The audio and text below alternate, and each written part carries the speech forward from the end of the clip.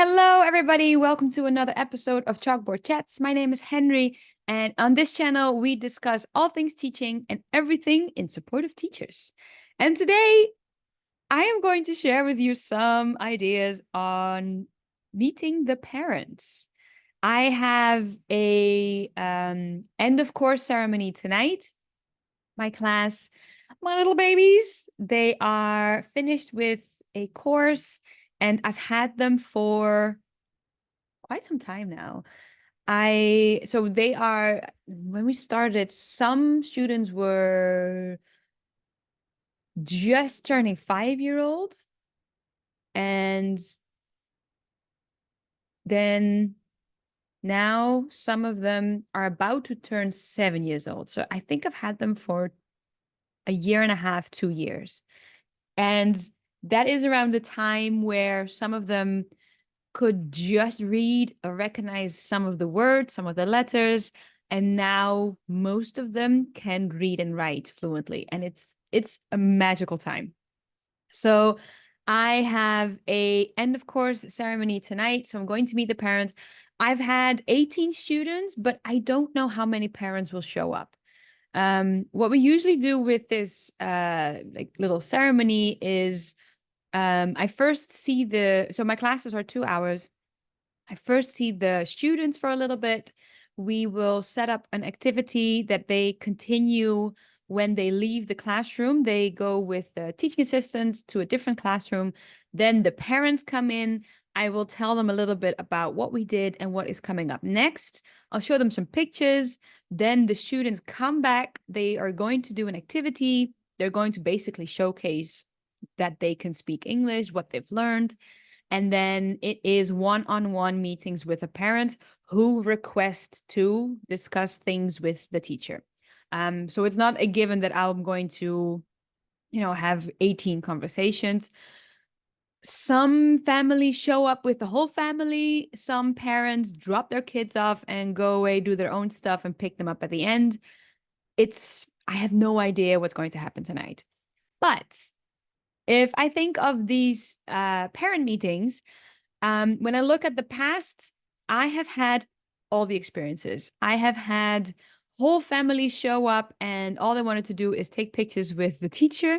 And I've had very critical parents who would dissect the whole test, because, of course, they get to look at the test, and they would ask me all the questions. They would ask me how the student was in class, but also, who are their friends, what they talk about, do they speak English? When I ask the student, no, when I ask my kid to speak English with me, they don't want to. Why is that so?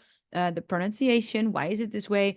And I've had parents be very proud of their children. I've had parents who were very disappointed in their children. I have had parents who got angry at me.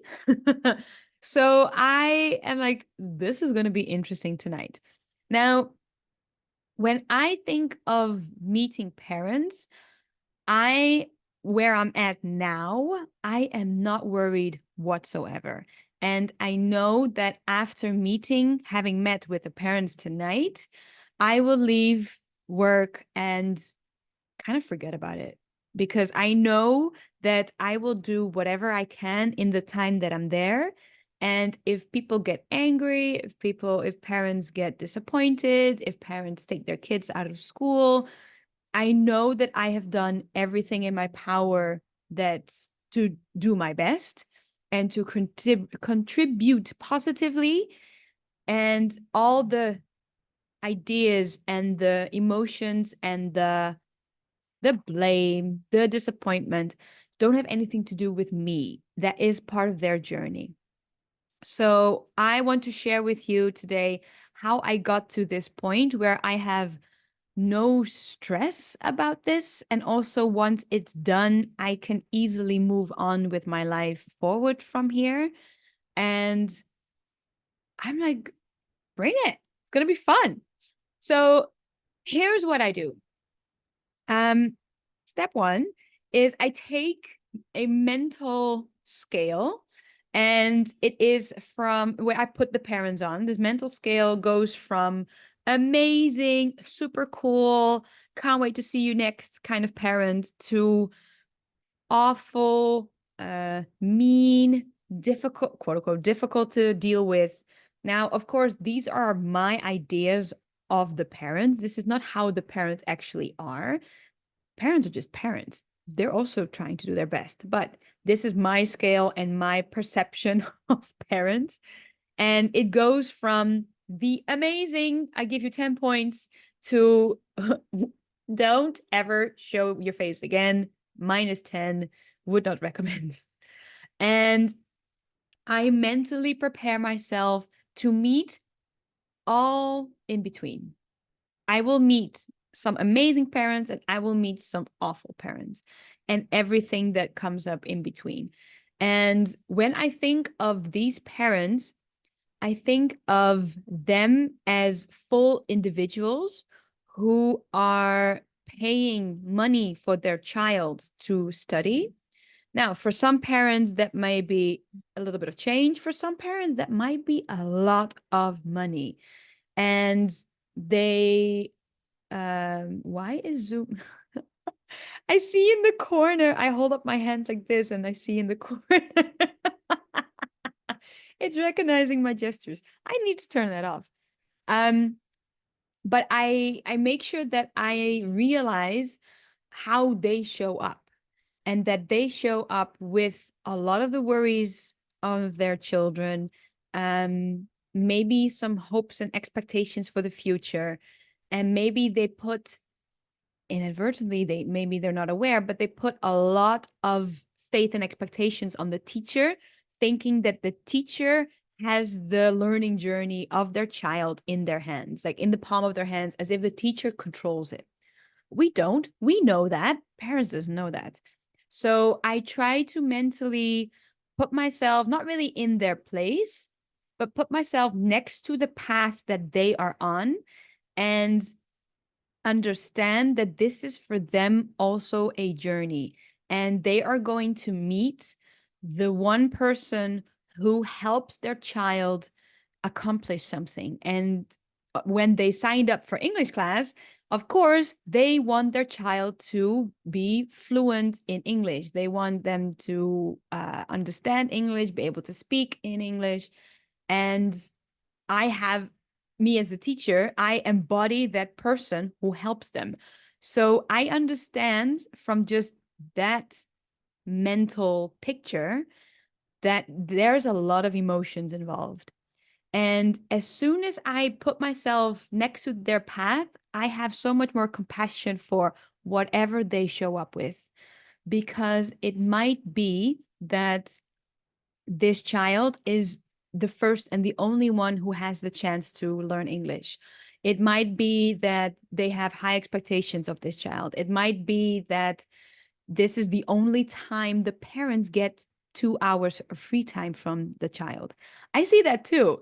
And it's not with judgment, but it's with compassion and understanding that there is a whole backstory that I don't know of. Then I see, as a teacher, what emotions they show up with. Some are already frustrated, some are already excited, some are tired. A lot of the parents work all day and then have to spend time with the teacher. They show up and they're exhausted and maybe at the end of their energy. So maybe a small little problem may set them off. Some of them are really excited, really interested, really keen to meet the teacher, talk about their child. And some of them are very indifferent. Some of them don't even show up. But when I think of all of these emotions that they can show up with, I tell myself, these are humans first.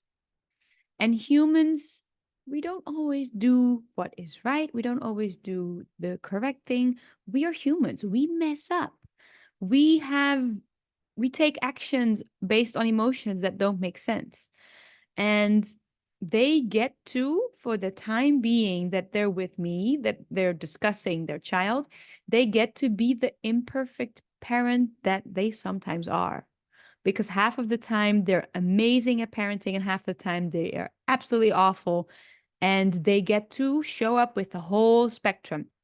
So they get to blame me for their child's results. That is fine. Doesn't mean that I take on the blame, doesn't mean that I agree, but I give them that space. I give them the space to show up as the human as they are. And that takes so much sting out of the issues that may come up during the parent teacher meeting, because I'm not trying to steer the conversation in a certain way. I'm not trying to control their emotions. I'm not trying to push for like understanding or push for sympathy or push that they see things in a different way. If they want to blame the teacher, go ahead and blame the teacher. I don't agree with it. Here is why, but without going into my anger, without being frustrated that that the conversation is heading into a certain direction. Now, all of a sudden, I am free to show up as the teacher. And when I think of my role in these meetings, I show up as the teacher, meaning I teach them how to have a conversation with an adult about something that feels it might be very painful for them. It might be very, they might have a lot of anxiety around this. They might be very angry about what's happening.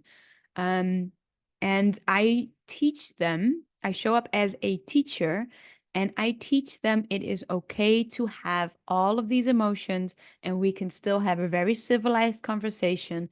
And I teach them what a teacher does and what a teacher doesn't do, what we have control over, what we don't have control over. And I also show them here is what you can do as a parent to support your child's journey. Here are things that I have seen. Here are things that I have noticed. And without trying to steer their emotions, I show up and I focus on my actions and my thoughts and my feelings. And I show up as the teacher that they, in that moment, need to see. They don't need to see me as fragile, frustrated, tired, fed up. They don't need to see all of that. That is for me to sift through on my own time. When I meet with the parents, they get to fall apart. They get to be imperfect. They get to say all the things that they want. They get to behave however they want. Doesn't mean that I agree with it. Doesn't mean that I condone it. Doesn't mean that we continue the conversation. Let's say if they're like very rude and they start yelling, I show up as the teacher and I teach them here is a way to talk about this as an adult. And almost like as if you were treating them as a student.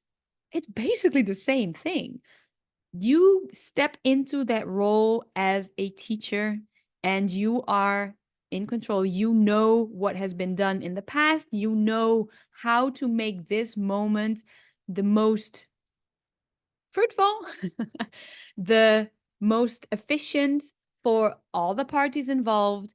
And with your intention and with your, I don't know, confidence in your role can guide them through this meeting.